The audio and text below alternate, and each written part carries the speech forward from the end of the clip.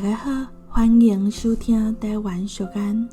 今仔日要甲大家介绍的俗言是千步万步毋踏家己厝。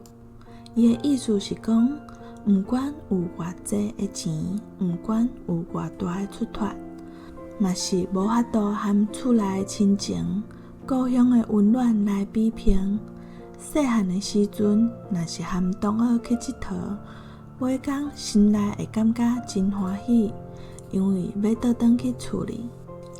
迄时毋知影是安怎，即马才知影是因为家己的厝是啥物拢无法度互代替。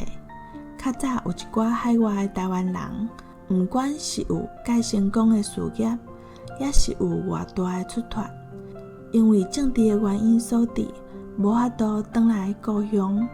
读着因少年的文字，想着故乡的亲人，互感觉真正是千步万步毋踏家己厝。